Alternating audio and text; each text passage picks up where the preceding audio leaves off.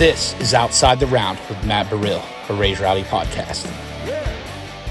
What's going on, guys? Welcome back to another episode of Outside the Round with me, Matt Burrill. Today, a very special guest, a longtime homie of the family. Absolutely. Last time I had him on the podcast, we were in my old buddy Tyler Lassard's living room. And now we're in the studio almost 6 years later. It's Kameron Marlowe. Big dog, how you doing? I'm doing so good, man. Thank you for having me. Dude, thank you for coming on here, man. No, this is awesome. It's been awesome watching where your life has gone since we last sat down, bro. Dude, it's straight down. Just like, no, kidding. No, it's been awesome, man. Life is crazy right now. Just knowing like what I used to do to like being able to like make music full time is like the biggest dream come true. And I'm blessed to do it, man. I'm excited. Yeah, man, because last time we had sat down, we were talking about you making the move out here from North Carolina. Yeah, you're not We were kidding. talking about giving you up, like coming out. You guys were playing me demos of stuff that had come out in like work tapes and everything. And since then, man, you've toured all over the country. You've signed your record deal. You've gotten to do all this cool stuff, bro. It has been nuts. We just got back from Europe, which was sick. Bro. Yeah, that was our second time over there. Those fans are incredible. I was gonna ask, man. So I've never been to Europe. I've been out of the country once, but it was like bougie trip with the girlfriend to like St. Lucia. So that doesn't really. It kind of counts as getting out of the country, but it's not like going to Europe. What are the European country fans like? Dude, they're rabid. They're rabid for it. Germany, that's my favorite spot. I will go play Germany anytime they want me to be there, man. I love them so much. Also Scotland. Scotland. Yeah, dude, it's awesome out there. The people, like the culture, everything about it, man. Europe is so fun. And don't get me wrong, there's a lot more, but yeah, I would say London and Scotland and what was that one? Germany. Yeah, Germany. Those are my top three. And you're a guy that's been touring heavily for years now. Dude, it never stops. Talk about the adjustment of touring, doing a European tour versus just getting in the. Are you in a bus now? Yeah. Oh yeah. Yeah. Versus like getting in the bus and just going with the guys here in the States. Well, we still were on a bus over there, but you actually never get adjusted. I don't feel like. Like by the time you're like really waking up, the show is over, and then you like have to ride that high of walking off stage, and then you just go until like 3 o'clock in the morning, 4 o'clock in the morning, and then fall asleep, and then wake up and do it all again. I feel like I never actually got adjusted until the last day of the last show, and then like I went to bed at a normal time, and then I had to go back to like here, obviously, and then completely screwed up again. You're completely screwed up. Yes. It's just constant jet lag. All the time. Just man. where am I? Yes.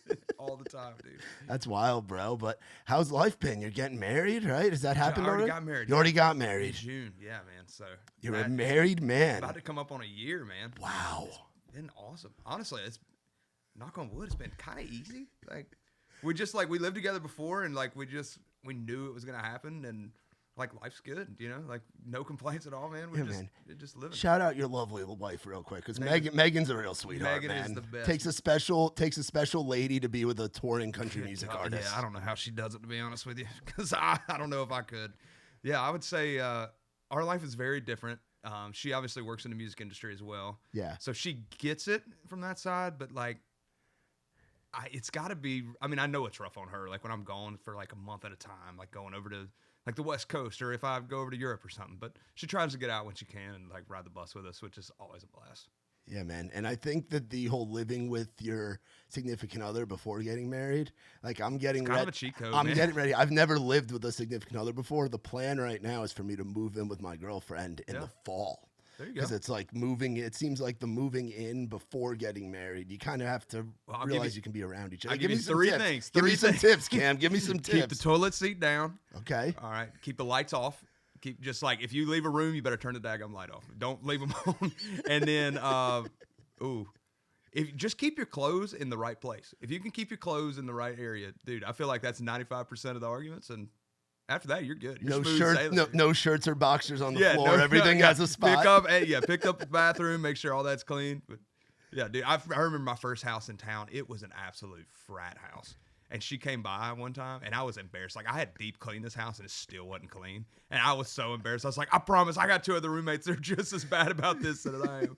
But hey, we're going strong now. Yeah, dude. And I feel like that's like looking back, there's I feel like everyone experiences that frat house energy and that frat house mentality when they first move here. Oh, dude, we were idiots, man. We had on top of our cabinets, we had just all the bottles of alcohol that we Yeah, bro, that's a staple. Oh, yeah. I don't even drink. And I was helping my roommate Dakota at our apartment in Spring Hill put the bottles of Jack up on top of the kitchen cabinets. But I remember leaving that house like the day that we moved out, and we left those bottles up there because I didn't want to climb up there and get them. And I looked at them, I was like, man, that's probably quite a few years off my life that I have consumed in this house. But those are the memories. Think of all the songs that came out of you living with those guys. All the songs I wrote at that house. Yeah. Crazy, man. Yeah, I think I wrote a lot of that first record at that house. It's crazy. Where in town was that? Donaldson. Oh, Donaldson. Yeah. That's a great spot. Like, I feel like Donaldson and Antioch really put some hair on your chest when you first moved. Yeah, you go hang out at Shooters, bro. Yes. Shooters was awesome. There was another one that was kind of out in Mount Juliet that we'd go to. It was a dart bar. Shooters. Another one, Shooters, that was out there. Shooters is the one by the water park that's like on the Hermitage Donaldson border. That's not the one I'm thinking of. They do like the micro wrestling, and shit gets weird at Shooters. I Yeah, haven't been to that shit Shooters. gets weird at Shooters. Okay, I was thinking of another. I can't remember what it was called. It was a great bar. Yeah, great time.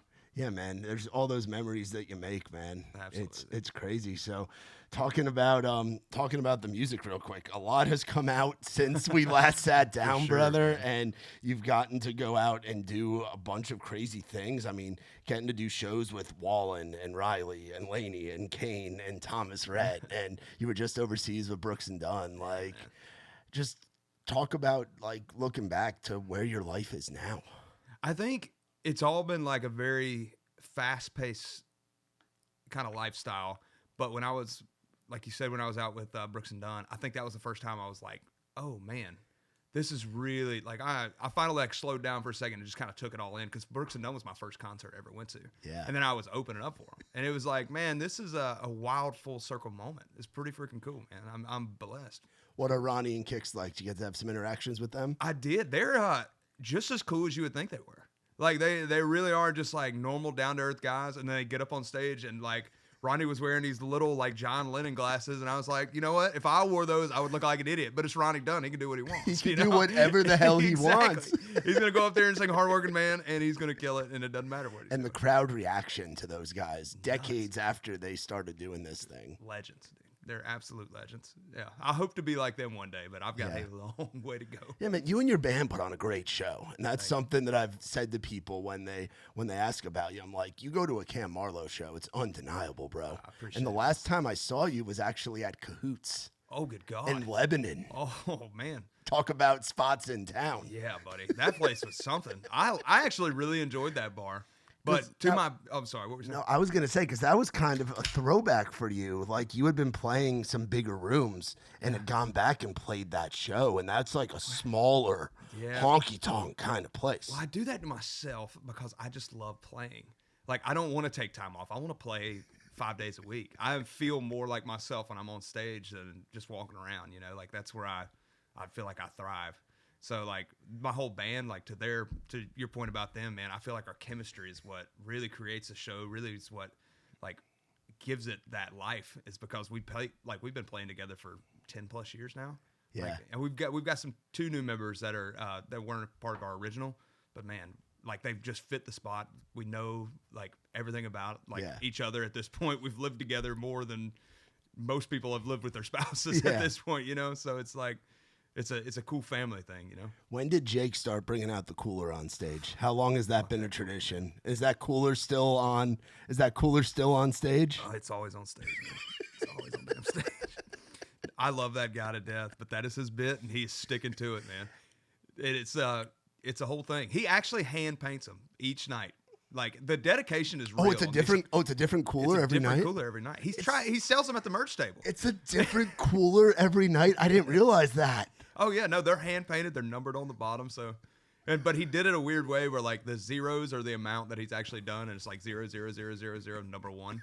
So everyone thinks they have the first one ever. It's not. No, I'm bringing out his secrets right now. Oh man, I love that though, and that's something that I'm sure your fan base, people try to be the first ones over there to buy the cooler. Dude, they love it. I mean, I give it props. He's built a brand. You Yeah. can't say he hadn't built a brand. But I feel like that's a huge thing for an artist to let their band guys be them too. Oh, yeah. For you to let your boys be your boys. Oh, dude, that's the whole thing, man. Everybody's got so much of their own like personality on stage, and I feel like that again. That's something that's so cool about our band because I've seen other bands, and that's no shade to them, but I feel like a lot of bands just kind of like they're their own. Like they're not their own people. They're just like I work for the artist, and I go play my show, I play my notes, I stand here, and I don't get in the way. They're hired guns. Exactly, and again, nothing wrong with that. It's just I feel like there's a lot more charisma on stage if everybody can just have a good time. You can see it in the way that we play. Yeah, man. And it's like you've always done a great job of giving them their moments too. And they're being like those medleys thrown in there and they're just ripping the solos, man. And 100%. it's been a while. And you're heading out to Texas. Yeah, back to Texas this week or next week. What's it been like touring out there? Because I remember my first time when I was selling hats and T-shirts for the Muscadine Boys, and I was like, "Why isn't everybody in front of the stage?" Because it's like dance hall type of thing. Yes, it's a different culture Very different vibe. Very from different vibe. what we have out here on the east side of the country. But it is, they are a really cool fan base. It takes a minute for you to like. You need to tour Texas because you need to earn their respect. They're a listening crowd. They want to be impressed, and you got to go out there and impress them. So, like, we tour hard in Texas because we want them to enjoy themselves at our shows, you know? Like, we want to tour Texas just as much as we tour in Nashville or anywhere in the States, you know? And you know it's working when they're dancing to the songs. Oh, absolutely. They love a good swing dance song, man. They want something to two-step to, bro. Absolutely. Whether it's a slow dance or I'm sure they're firing around during, like, Burn 'Em All or some of your more upbeat stuff. Yeah, the upbeat stuff, man, they are out there. I love it, man. It's fun to watch. That's awesome. Where in Texas have you gotten to go so far? Oh, gosh, I can't think of anywhere in Texas we haven't been at this point. We haven't been out west Texas too much. I played a couple shows out there. I'd like to get back, though. I like that kind of like low desert like feel out there. Towards like Lubbock and like we just played Lubbock, which was super cool. Where in Lubbock did you guys play? Cook's Garage. Oh, bro, that place is sick. I want to know how much money they have in the signs at that place. Yeah, dude, those signs are ridiculous. That's like when I think back to like American Pickers or one of those shows, and they'd be so excited when they found like an old oil sign in somebody's they would shop. Go crazy over that spot. Dude, they lose their mind. They'd sell their business to buy every sign at Cook's Garage. They would, man. Cook's is a special spot. Were you guys inside or outside? We did inside. You did inside? Yeah, the outdoor one where they have all those signs is freaking nuts, bro. And the way that they have just everything set up, you can tell they've been doing it for a while. 100%. And that's my thing. I love going to venues that have stories. Like I love Coyote Joe's. I know that's like your home, man. I know that's home base. I have had too many nights at Coyote Joe's. I love Coyote Joe's. I love Allen. Dude, shout out Allen. Yeah, Allen Presley, an absolute legend in the concert world. But if I have to go back and play Coyote Joe's again, we can cut that out. But no, no, I really do love that bar. But it's a tough one for me because it's home base, and everybody that I know comes to that show, and it's just like there's a lot. Before you get on stage. It's like a Nashville show where it's like that hometown type of thing. But having that in your backyard has to be cool. Like to have 100%. Grown up with being able to watch country music live. Like not many people get that opportunity. Oh, yeah. That's the first bar I snuck into. Really? It was. Who was playing that night? It wasn't Hauser. Was it like Hauser? It was a bigger guy. Lee Bryce or Trace Atkins or honestly Toby. I'm trying to think of like the bigger, the larger human dude. It was a bigger guy. I can't remember. It might have been Colt Ford, honestly. Oh, it might have been Colt Ford that night, and we snuck into that bar. I had my first fake ID. Back in those hip hop days, bro. Yeah, dude. When Colt was playing "Crank It Up" and firing around, and his mic stand was the rifle. Oh yes, I remember that. It was like the rifle, and then like the wheel bearing. It might still be. It's been a while since I've seen Colt. Same. I'll have to ask him about that. But he had the rifle and then the flag draped over the rifle, and he was playing Answer to No One, and like those 2010 shows were so much fun. Absolutely, man. Golly, that was a time. Time to be alive.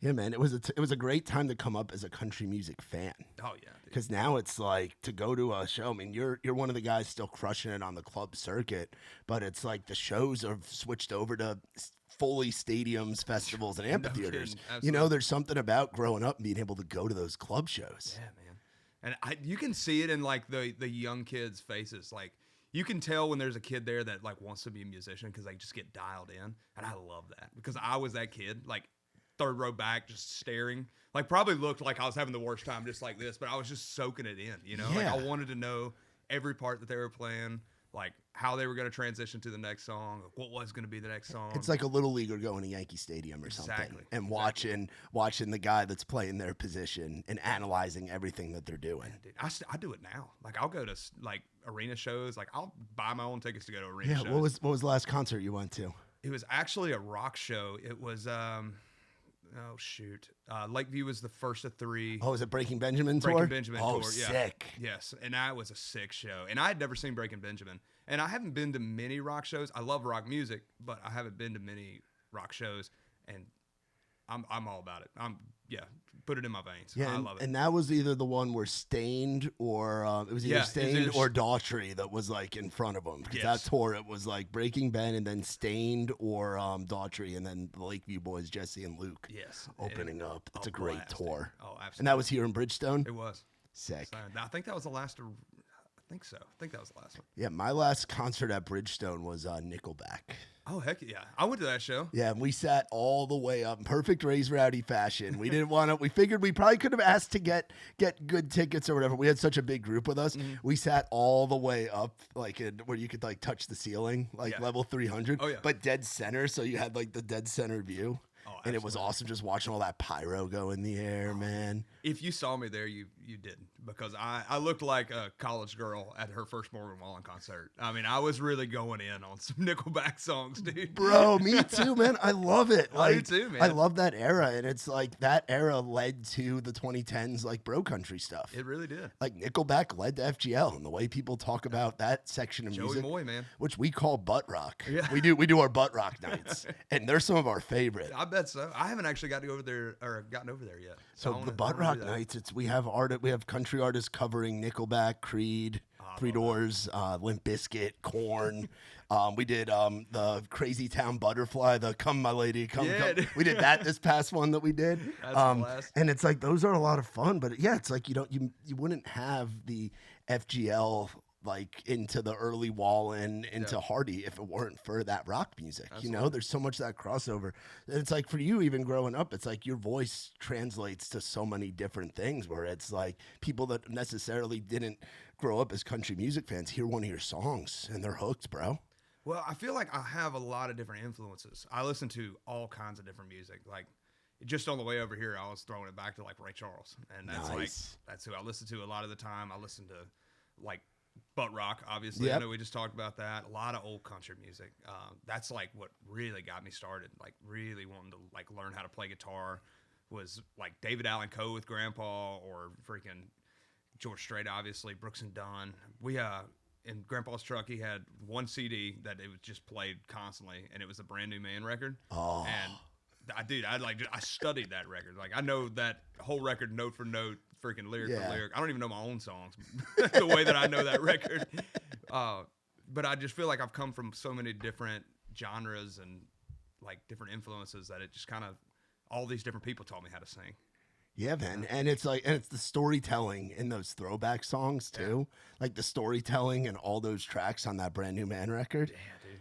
And that's what I'm sure led to you wanting to chase country songs. Yeah, man. Story songs are a way to my heart. Like Lightning from Eric Church. Yeah. That's like probably one of my absolute favorite story songs of all time. I think that's a masterclass of writing. Yeah, dude. How has the writing process changed for you from when you first got out here to now being a guy that's getting to play in front of thousands of people on any given weekend? Dude, I have done a lot of writing with a lot of different people, and that's great. But I have found that writing with like one person is my bread and butter. Like I like this whole record I'm writing with a guy named Austin Goodloe, and Austin's the man. He's a freaking man. He's the man. Shout out Austin Goodloe. He's unbelievable. Dude, we have been like, it's been me, him, and then we'll pick a third, like another just great stout third, and we've just been kind of cycling that, and we just about got this record done, and it has been a ball, man. We just know exactly the intention of what we want the record to sound like, so we like basically have the song done by the end of the day, like all worked up and everything and demoed out. So like all we got to do is really just like lay a fresh vocal on it, go send out some drums, and then it's done. That's awesome, man. Yeah, man. That's cool. Because, yeah, it's like you come to town and it's kind of like speed dating where you go around and you try to just write with as many people as you can. Yeah, and how do I say this? I feel like a lot of times in Nashville, I was like taught how to write. And I hate that because there was like a lot of like where you're like basically told, oh, well, you gotta write in this certain ways and we got to make sure that it gets back to this and all. That was a very dumb way to say that, but I feel like I lost a lot of like my own writing style in that. How old were you when you moved here? I was 22. Yeah, 23. So you were a kid when you moved here. Yeah. You know, so you're probably getting in the room with guys or girls that are much older than you that 100%. Are like, we're gonna teach that we're gonna teach this artist as opposed to letting you kind of do what you want to do in that moment. And there's some great lessons to be learned. Yeah. But there's also things that you like. There shouldn't be rules in songwriting. No, in my opinion. It's a creative art. It's a creative art. Yeah. What are we doing? Like, I don't want this like mathematical written song that's gonna work. You know, that's lame. I want it to work because it's so damn cool. Yeah, yeah. You want the words or the story to be cool. You want that melody to where it just stays stuck in your head and stuck in other people's heads. Exactly. You know, it's making music it's like making a painting. 100%. I mean, you're literally writing down your feelings. How can you put that in a box? Yeah. I don't want to put that in a box, man. Yeah, dude. So how many songs are we looking at for this new record? You got me excited now with the new music. I don't know. I've done 16 on my past full lengths. I have a feeling there's going to be more this time. I'm not sure how many more. Well, what's the break been like in between the last record and this one? How many years have gone by? I think it was a year, and then I did like the sad songs for the soul thing. Yep. Yeah. Which was like a little project just for me because I got creatively burned out. I needed to just do something different. Yeah, dude. Amen to you for doing that, man. It's awesome to be able to do that. So I did that, and then I think it's been 2 years since my last. Yeah, so you got a lot of time. You've lived a lot of life. You've gotten married. Like a lot has happened to where you can't put it maybe into 16 songs. You might have to go a few extra. You're not wrong, man. And like I said, writing with Austin has kind of like unlocked a different side of my brain to where we can just kind of go in and find these different ideas. And like some days we don't even have an idea to like bring to each other. We just kind of like sit there, find some cool guitar riff or something like that, and then we'll just start fresh and find an idea out of that, you know, and just be like, oh, what is I don't know, something, what does this mean kind of deal. And it's been cool to do that. Yeah, dude. And something else that you've gotten to do is you've gotten to do some duets with some folks that have I know you knew. Exploded. I know you. Yeah, I know exactly what you're talking about. I know that you. And they're two folks with Megan Maroney and Ella Langley that I got to have on this podcast. Like when I had you in 2020, I had Megan in 2022, and I think I had Ella like a few weeks before you, like because her and I used to play kickball together during COVID. You know, so what's it? I mean, you're someone where your voice does the talking, you know, like you're an incredible vocalist. And I know you get told that all the time, but to be at that time, those two young girls were coming up as artists. Absolutely. And they still look back and say like that those songs meant a lot to them and they were so excited at the time. Like, so what was it like kind of getting to cut songs with those two early on, like with two young females that had just moved to town? Well, Megan, she just hit me up and was like, I would love to have you like do this separate version of Fix You 2. Did you actually play quarterback? No. I was gonna say, were you like Kyler Murray? Kyler Murray I was just gonna running say, around? I can't even see over the line, dog. No, there ain't no shot. I'd be rocked quick. Better have a hell of a O-line. No, dude. She actually wrote all that, and she just sent it to me, and I was like, hell yeah, like let's rock it. Yeah. And dude, we had a blast like cutting that song. And then Ella, me and her, we went in and we wrote the whole Strangers thing with Will Bundy and Chase McGill. And it was her idea. And golly, I mean, it was a fun day. Like, it was one of those ones where we're like, when we finished up, we were like, we know we got something on our hands with this one. And like, those days are always special when you like, it all comes together kind of deal. Yeah. So I was blessed to have that song for sure. Yeah. And I remember you two both being at country concert in Fort Loramie, Ohio. And singing that song together. Absolutely. At the saloon stage. Yes, side dude, stage. that was lit. I forgot about And that. that's like that festival. I don't know if you know the history of Nick's talked to you about this. That's where Raised Rowdy started, was Really? at that festival. Nick's been going there every year since 2012. The idea of Raised Rowdy came from Nick and his friends blacking out at that festival. I love that. And now we host the camper party every year, and we're involved in that festival year after year. That's a good one. There's some really bad festivals out there, but that's like one of the ones. Yeah. Where it's like people like the Midwestern folks are just different. And that festival's 100%. family owned, and it's been running for this is their 45th year. No kidding. And that's Ohio, isn't it? Ohio, yeah. Fort Lauderdale, Ohio. It's BY. Ohio is like the most rabid country fan base I have ever seen in my life. I love playing Ohio. It is freaking awesome, man. Yeah, the Bluestone in Columbus. Dude, that's one of the coolest venues ever. Singing in a church, bro. Your acoustics have to be nuts in there. I appreciate it. That was one of my favorites. Where was the other one? Dusty Armadillo. Oh, Dusty with that low ceiling, bro. Yeah, I'm trying to think where we just played. Was great. There's the Thirsty Cowboy in Medina. I don't think I've done that. We did Kimball Live. That one's a really great venue. Okay, I don't think I've been to that one. I think that's right next to the college. Okay. So that one's freaking. And then sick. there's Bricks in Oxford at Miami of Ohio. I don't know if you ever went through and did that one. There. I haven't been there either. I know it's crazy though. The Miami of Ohio kids like to party. Yeah, dude. And then there's Lori's Roadhouse. I know Lori's. I never played Lori's, but I've seen that. That's one that's been around. There's just all these old like honky tonks, man. But yeah, Ohio is a special spot where dude, they get down. They love country music, and that country concert festival is BYOB in the main area.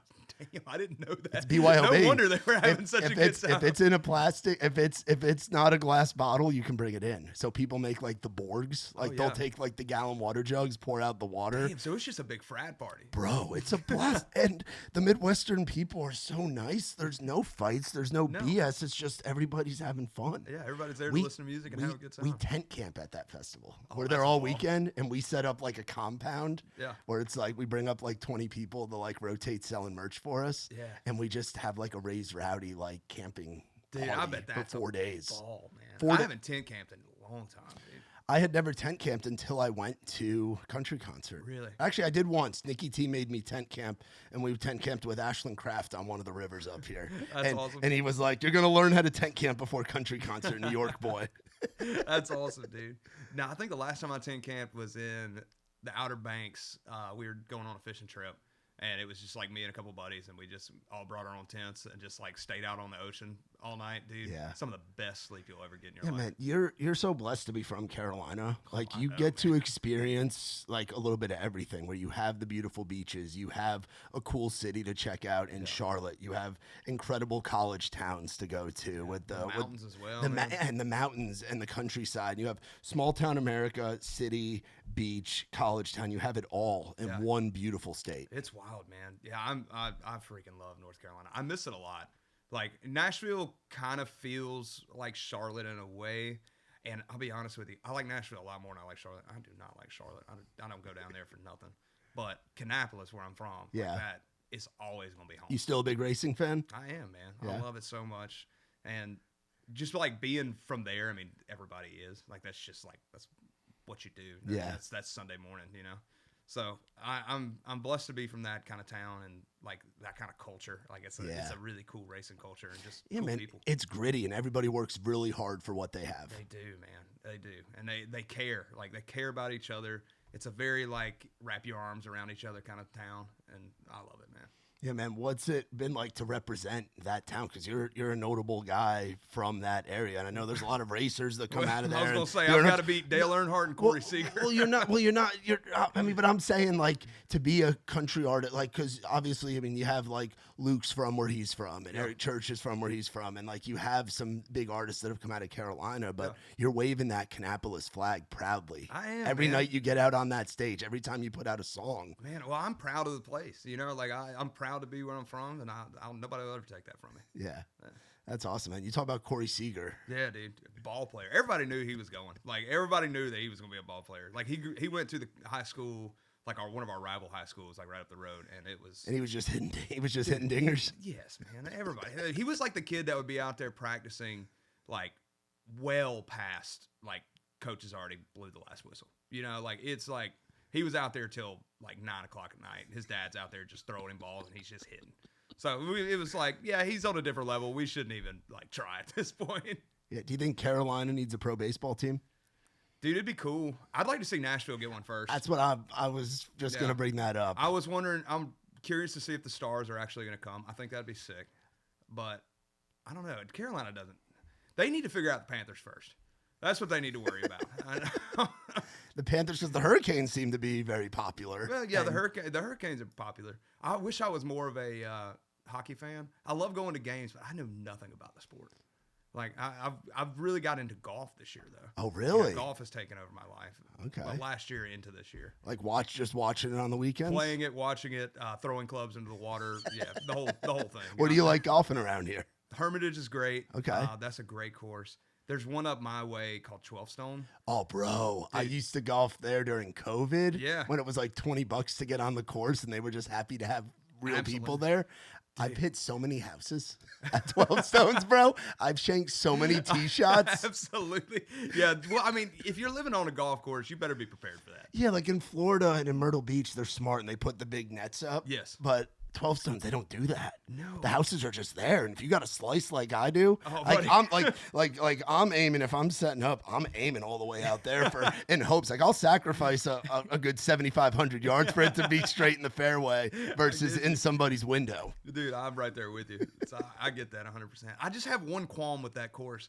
If they would just like maintain it a little better, I feel like that could be one of the top courses. Yeah, dude, because it's beautiful. Because you got some like scenic views with some of the tee boxes. Dude, it's beautiful. Like there's, I think it's like hole 10 or something like that.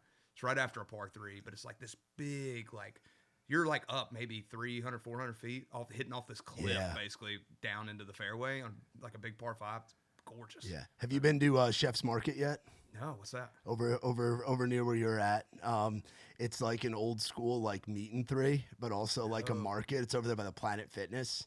In Goodlettsville. And dude, you're like the third person that's told me about this, and I didn't realize. I found that out through my girlfriend because she's been in town a lot longer than I have. She was married previously and actually used to live in 12 Stones back in the day, kidding. so she knows Goodlettsville really well. Yeah. And Chef's Market, if you're especially you being like a longtime Southern boy, like they got some good dude. They got some good stuff in there. Chef's Market, and it's like got the old ladies behind the counter, like.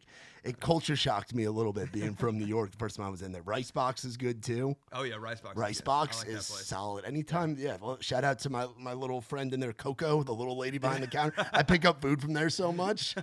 She sees my Yankee hat, or she goes, "Ray Rowdy." She sees that, she remembers the hat and stuff. I love that, dude. Yeah, dude, that's a good area to be. Oh yeah, man, I love it out there. We moved probably 2 years ago. Just to get outside of town. Yeah. My truck got broken into countless times. Oh, yeah. You were one of the guys I remember seeing the Instagram stories, bro. It was like every other week. And like you couldn't even park at the BMI building. No, you couldn't park anywhere, dude. And like we weren't even downtown.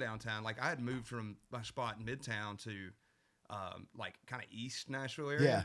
And it was just like we were in a nice spot, but I mean, it was just like every other week somebody was breaking in looking for guns. They wouldn't even take anything. No. Like I just started leaving the door unlocked. I was like, go through it. Like take what you want at this point. Go through it. I'm not putting my gun in my truck. Hey, dude, I'm done with it. So I was like, all right, well, we're getting the hell out of here. I can't stand this anymore. So yeah, ever since that, we got out to the country, got some land. Yeah. It's been a blessing, dude. Yeah, dude. Like, and you're right out there by Hendersonville, right out there by the lakes. Yes. Like, that's a beautiful spot. Just got a new boat that I cannot wait to get. Okay. Yeah, man. We're gonna have to get out there. We'll take some of these surf sides out there. Sounds like a plan. On that boat, man. What kind of watch you rocking over there? This one's just we were geeking out on watches earlier. Yeah, so I'm a big Omega guy. I love Rolex. Dude, I love Tudor as well. But this Omega Speedmaster was the first like actual watch that I bought myself. And I got it for my, I want to say 25th birthday. I just went in there. I was like, you know what? I'm going to get myself something. And that was the watch I came out with. I just got obsessed with watches out of nowhere. And I guess that's what you do when you start growing up. You get obsessed with watches for a little bit. Yeah. So, yeah, that was my gift to myself. That's cool. Yeah. I just got this one, this Oris Yeah, let me see that thing. Wore us, I believe it's one of their anniversary things, but That's it's sick. like it's a cool watch. I've never been super into watches either, but good they sent them diver. down to us. Yeah, Nikki T and Kurt got them too. Nick and Kurt's really into watches, but all the Luke Combs guys are. Everyone in the LC family is super into watches and stuff. You got some cool rings on too, brother. You're all jazzed up with stuff. Yeah, all these are ones that I've found in like very random places. Like this was in Bozeman, Montana. This one was in Jackson Hole, Wyoming. This was actually in Leapers Fork. The Stapletons have a turquoise shop up there. Oh, no way. Dude, I didn't know that. This one is like from the 1930s. Wow. They were kind of giving me the history behind it, and it was like in Morgan's like personal like collection. Wow. And I walked in there and it fit like a glove, and I was like, well, I got to take it home. It's that's one of the coolest. sick. But it's really cool. It kind of looks like a landscape. Like it's got the blue does, sky, yeah. and it's kind of got more green down here. I was like, man, I love that. And this one I just found online, but it's cool. That's awesome. Do you guys hit like pawn shops and like random spots when you're on the road? Vintage shops are like my kryptonite. That Really? and guitar stops. Like, dude, Well, my guitar makes sense. Like, but yeah, dude, my wife is over it. She's so over it. how God, many guitars we got at the house? We're knocking on 50. Wow. Yeah, we're knocking on 50 now. So you have a guitar room, I would assume. Yeah, like I have a studio at the house. Well, a studio. It's basically like some boxes and then all my guitars and all my gear and stuff like that. Yeah. Yeah, dude, I've really, really got down bad on some guitars, but they're in like investments to me. Like I play them, I hold on to them, I keep them safe, and then in turn to maybe one day let go of them and send my kids to college, kind of deal, you know? Yeah. So. Yeah, dude. Are there any specific ones that have some like special stories to them? Yeah, my first like big boy guitar that I bought was a 1965 335, and it's like, I mean, beautiful condition. It's checking really nice. It's really cool. I got it from actually Carter's, and I got it on my first ever tour that I ever got, which was with Brad Paisley. Yeah. So I was like, man, I've got to like have something to commemorate it. It was way too much money that I had at the time. I forgot you did the Brad tour. What was that experience like? Because he was one of my favorites growing up, like dude, going to shows. Yeah, man. It was kind of a weird one. It was the first like he was one of the first tours that came out of the COVID thing. Because like we were coming up during COVID kind of deal. Yeah, that's right. So it really was kind of different. Like it was some shows like it was like social distance kind of thing. I haven't said that word in a while. I'm glad I haven't. Yeah, right. But, Amen to that. Yeah, dude. So it was kind of like some were like that, and then others were like amphitheaters that were super cool. But I mean, it was cool to just like have a master class on touring. And his camp is one of those camps that will like really take you under your wing. Yeah. And we were idiots. Like we were the dumbest people in the world. Yeah, on that tour. you would never really done it at that level, right? No, and we also thought we were rock stars. Like we might as well have been the headliners in our mind. We were just like getting obliterated for no reason, because that's what we were like. This is what musicians do. We've seen the movies, you know. We've seen the movies. Yeah. We've seen Spinal Tap. Exactly. It was like, this is what rock stars do. That Motley Crue documentary had just come out. We'd seen that. Yeah, dude. Yeah, we basically were Motley Crue, like in that movie. It was ridiculous. But Brad's team, they just wrapped their arms around us, man. They let us be the dumb kids on the tour, and man, it was a cool time. And getting to watch him just rip guitar every night. Masterclass. It was a masterclass, man. I mean, he is a true talent, from songwriting to guitar playing. I mean, his guitar playing obviously is undeniable, but he really is a hell of a writer. Like I really look up to him. And he's like just a showman. Yeah, like man. the big video walls that they have, and like his old music videos from back in the day. I remember watching those on CMT and stuff. Yeah, man. And dude, he's like, past being a showman, like he is so dialed in.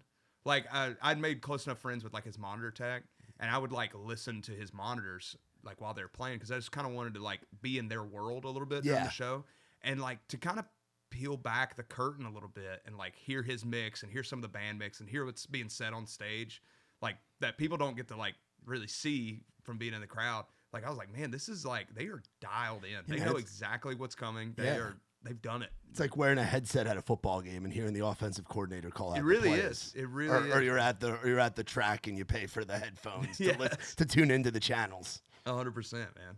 Yeah, I love doing that kind of stuff. Like if I can ever like plug into somebody else's like audio mix or something like that just to hear what's going on, I'm all about it. I love it. Yeah, man. If you weren't doing music, what do you think you'd be doing?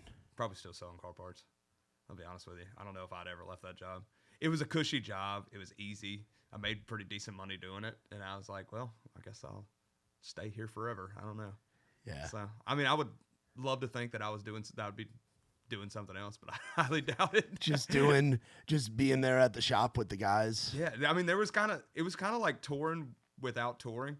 Like, there's still that camaraderie of guys. So, like, you see them every day, and you're like, hey, it's just hanging with the boys, kind of. That's awesome, dude. That's awesome, brother. Man.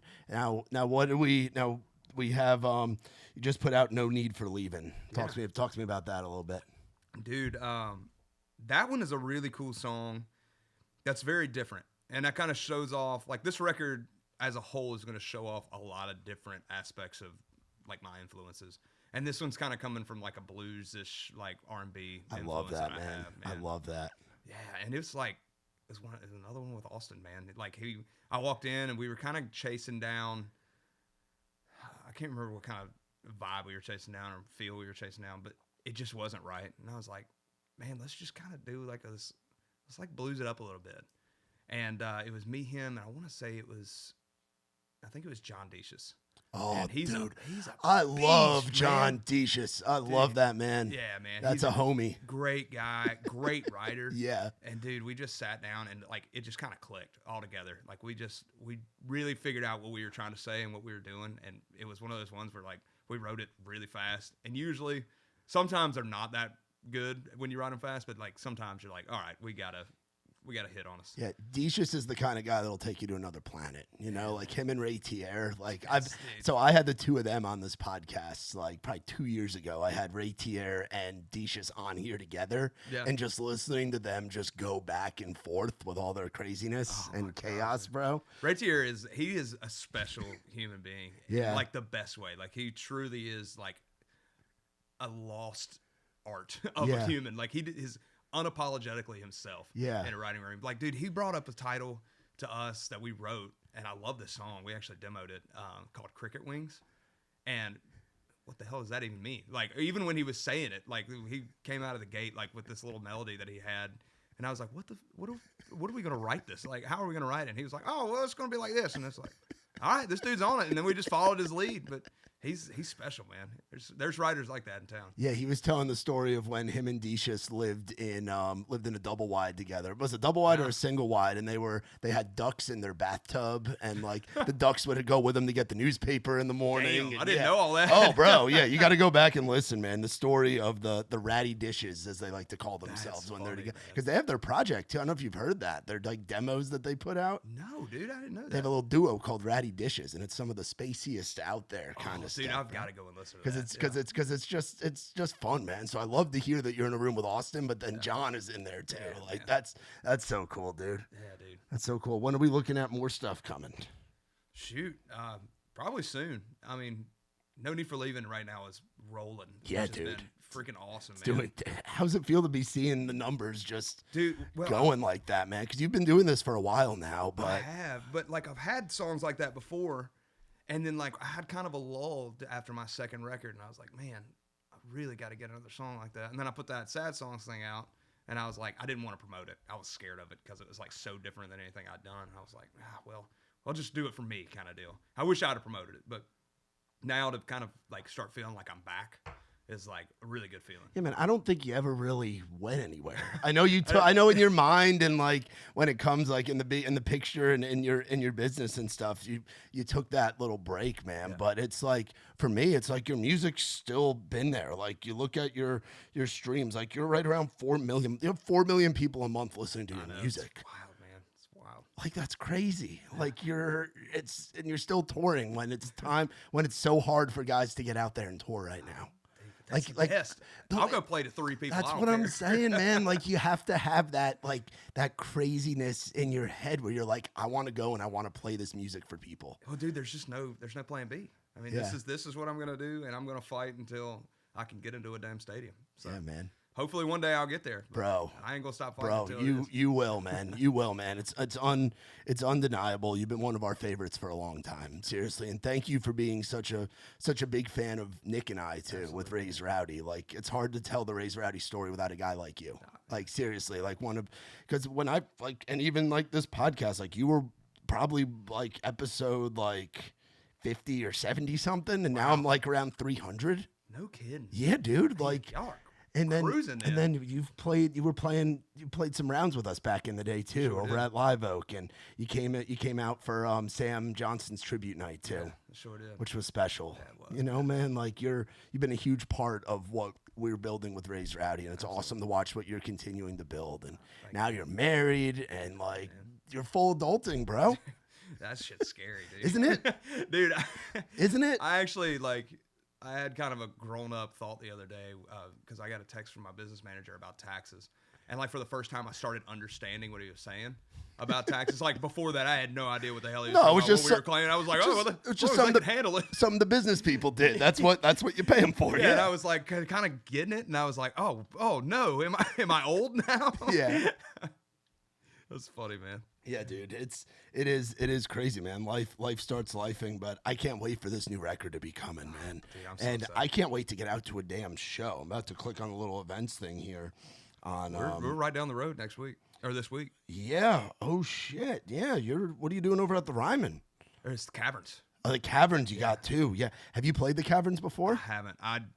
Honestly, it's kind of a small room, but I want it for the videos really bad. Bro, so I've gotten to see quite a few shows down there. It's a special spot. First time I went down there was for the Cadillac 3. Oh, I love it. Bro, it's like if Red Rocks were a club. Yes, exactly. It's if Red Rocks were a club. Exactly. It's unbelievable. Yeah, Like, that room is so cool, man. And just to like the cool part about it is I feel like this is why a lot of DJs go there, is like the lights in that room off those rocks, like they're super shiny. So it's kind of like its own light show in there as well. So it's super vibey in there. That's awesome, man. And then what tour do you got coming up? Because I'm seeing all these like amphitheaters and all That's that with stuff. Ella. Oh yeah, that's right. Yeah. How full circle is that? Dude, it's awesome, man. I love it. Yeah, man. We she asked me to be a part of it, and I was like, well, there's no way I'm not doing this. Yeah, So- because Dylan's on that too, yeah, right? Dylan is as well. I can't remember who else is. How often do you have you gotten asked if you two are related in your life? Oh, dude, we talk about it quite Like a bit. how often? Because I get asked that, asking if you guys are brothers or cousins. I'm like, no, one's from Carolina, one's from deep Dude, South Georgia. Every time, man. It really is probably like once or twice a month. Like I'll go to a random venue and they'll be like, yeah, I think we got your brother coming through in a couple weeks. And I'm like, no, man, we're not related, but I know who you're talking about. Yeah. That's funny. That's awesome, man. I love that Ella's bringing out like all the folks that kind of came up, like Without helped her get to where she is. Absolutely. You know, man. She's a real one, dude. She truly cares about the people around her, and it shows. You know, like she's one of those ones that doesn't forget where she came from. Yeah, man. And you'll have those big strangers moments too. Absolutely. That's gonna be sick. We're We're gonna gonna have rock that crowd, we're gonna have to get out to some of those. Do it. For sure, man. Me and Nick will plan some road trips amidst all of our festivals. I'm doing like 15 festivals this year. Man. I'm hosting. You're gonna be touring this year as Yeah, well. I gotta watch my voice. I gotta not. As normally, I like to say that festival cigs don't count, and I'll buy a pack. dude. I'll buy a pack of Marlboro Lights, and then I'll get to day 3 at like tailgate and Tall Boys or country concert, and I'll go to do my stage intros on that Saturday or that Sunday, and I'll be like, ugh, I shouldn't have smoked that second pack. Dude. Oh my gosh, man. There is nothing like a cigarette after a show. Yeah, and dude. I've tried to like I try my best to not smoke. And I used to be a smoker. Like I would burn it down. And like it really does mess with my voice, but there is something about a cigarette after you get off stage. Bro. And like I was telling you about country concert, we're like in the camping area. Yes. So it's like we're sitting in our camping chair. We just got done with the day. Sitting around a fire, feet up with a Marlboro. Oh, Bro, son. the Marlboro, and my boy Joe's cooking up some glizzies on the Blackstone. Dude, there's nothing like it, man. There ain't nothing That's America. like it. It is. That's the American dream right there. Just ripping a dart at 3 o'clock in the morning when all my homies are blacked out after drinking like 30 cases of the Surfside stuff, man. So, dude, well, I'm super excited for you. 2026 is going to be a huge year for you. And thank you so much for taking the time to come out here and hang with me, man. Dude. Absolutely. It means the world. So y'all be sure to go check out our boy Kameron Marlowe. Get out to a show this year and be on the lookout for more new music coming. And if you're going out to the Ella tour, you'll get to see him there. But be on the lookout. Any of the homies out in Texas and you're doing West Coast. I mean, you're all over. How many shows do you do on average a year? I think 365. That's what it feels like. At least. No, I think we do about 100, 110. something like that. That's a lost art in today's world, man. I want you to know how big of a deal it is that you're doing 100+ shows. Man, not a lot of artists can say that. I just something about it, man. Something about being on stage. I never wanted to go away. Well, as a fan of yours and as a country music fan, I thank you for doing 100+ shows a year because we need more of that in the world. So for more on us, visit RazorEye.com. Shout out to our friends from Surfside. No bubbles, no troubles. Going to send you home with some extras of those for you, Jake, and the boys to drink and enjoy. And we will see you next time. For my man Cameron, I'm Matt Burrill. This has been Outside the Round. I ain't never been the kind for staying in one place for too long. I ain't never been the best at saying I love you to a girl I love. Only got a couple tricks up my sleeve. They usually just make them leave. So if